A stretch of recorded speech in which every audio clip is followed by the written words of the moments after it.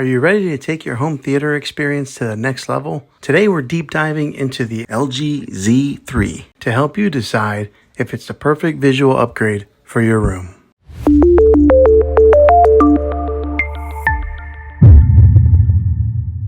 Well, hey guys, Juan here. Thanks for stopping by my channel and checking out this video. So if you're watching this, I imagine that you're in the market to buy a new TV, or maybe you purchased this TV and you're looking to get all the ins and outs of it. Let's go ahead and pull up one of the menus here.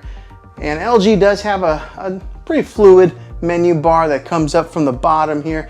And when you first get this TV, it does come pre-installed with all your major apps that you probably use. So it does come with Netflix, your Prime Video, Disney, Hulu, Sling, if anybody has Sling. I don't know anybody that has Sling.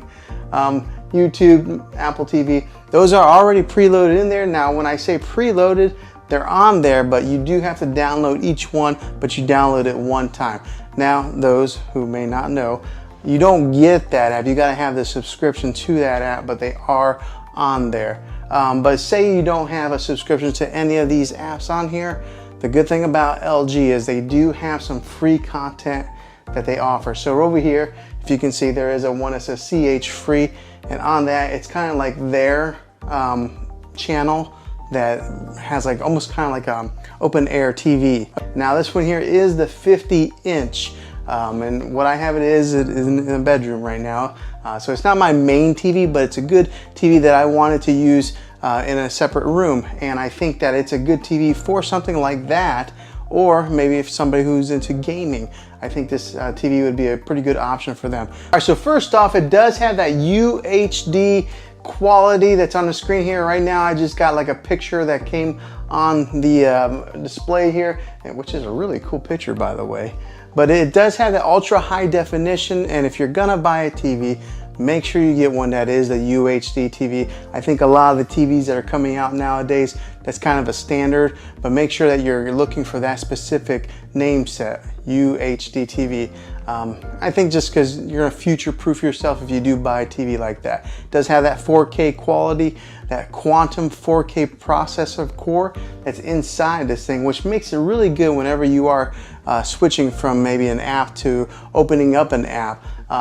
With that quantum core processor that is built into this TV, it makes it pretty quick to pull up any kind of movie or anything that you're looking to watch. It does have that quantum core processor that helps push that 4K content on this thing, which is great because it gives you that nice crisp clear image like this one here that's on the screensaver.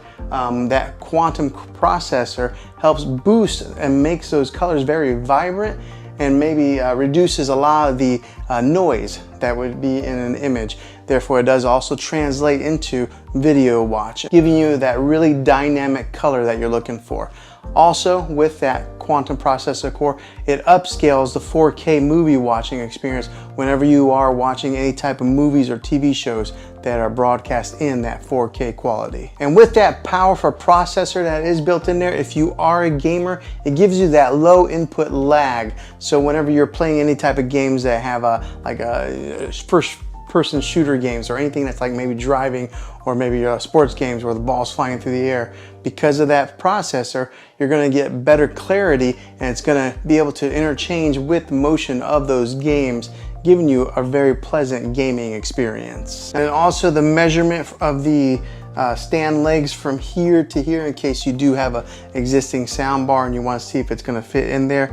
But the measurement for the legs is 40.9 inches. So that's about how much space you would have to fit maybe a sound bar in there. And then just to give you the weight size of the TV, it's a 24.9 pounds. So it does have a little bit of weight to it, but the bigger the TV, the heavier they are. Okay, so if you look over here on the menu some more, there's one that's called Peacock. That's like their latest and greatest app that just came to the LG App Store. And it's got a slew of free content on there as well. It's got the Google Play Store if you are into that family there of the Google apps. It does have Vudu, Showtime, Stars, Redbox. Remember, we used to have to go buy or rent a DVD and then return to the Redbox store. Well, now you can just rent them right here on the app.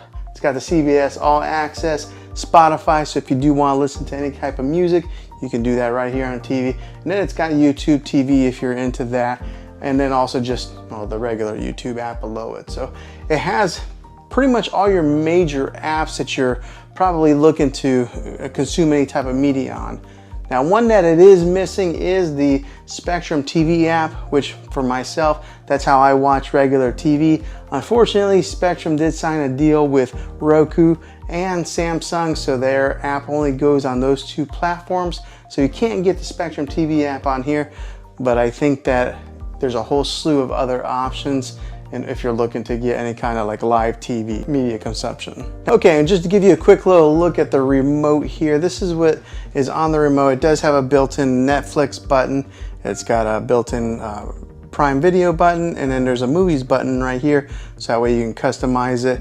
But it's got all your major settings buttons and everything that you would normally need. And the thing I like about it, it does have that push button feel versus having like maybe like a touchscreen, kind of like an Apple TV remote. So yeah, this is what the LG remote looks like. And if you are somebody who watches a lot of sports, it does have a 120 hertz refresh rate to help with that sports watching experience. So for example, whenever you're watching like soccer and they kick the ball up in the air, and sometimes you would see like a blur on some of those cheaper TVs. With this one here, because of that refresh rate, it's nice, crisp, and clear as it's going through the air. So if you're into sports watching, this would be a good TV for you. And on the smart end, it works with all your major smart devices. So it works with your Google Assistant, your Amazon Alexa, and Apple HomeKit. I ended up setting off my Alexa device anyways. So it does work really well with all your smart companies. The good one is Apple AirPlay is built into this. If you are an iPhone user, you're able to mirror your iPhone to this TV. Now, I did talk about the audio earlier in the video, but this one does have a 2.0 channel when it comes to the audio, boosting about 20 watts of power. And it is a downward type of audio. So the good thing about it is this is mounted up a little bit higher than a lot of your TVs. And because the sound does point downwards, it bounces off like that and goes into a direction of where you're watching, or maybe bounces off the wall and kind of helps project it out. But it is plenty loud for you. Now, after testing this TV out for a little bit of time, the one thing that really caught me by surprise is how loud it is. A lot of times I only have to listen to this thing, right here's the volume button, but I usually pull it up to about 18 is where I'm comfortable at listening to it. And I do have kind of a longer room here. 18 is plenty loud for me, so therefore I don't really need a sound bar with this TV. That's just an additional expense. If you're wanting to save a few dollars, I think you'll be okay with that, because a lot of these TVs, the sound is just terrible.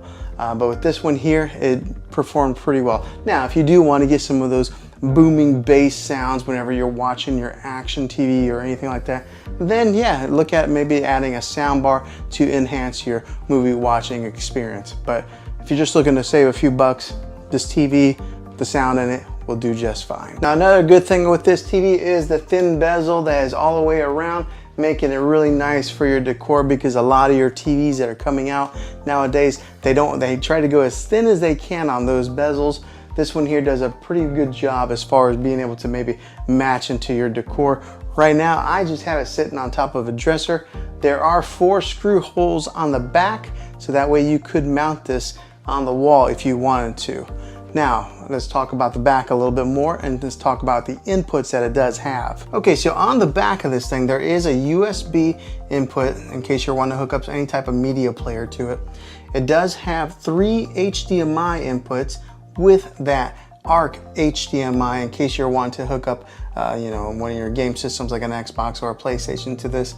It does have the ARC HDMI input on here also, giving you 2 other HDMI inputs. It does have an Ethernet port in case you're wanting to wire in your internet directly into this, and it does have your RCA jacks with all the color coded. And it does have that old-fashioned coax cable in case you're wanting to hook up an antenna to this thing and watching a live open-air TV. And then fresh out of the box, whenever you do buy one of these LG TVs, they do come with a 1-year warranty.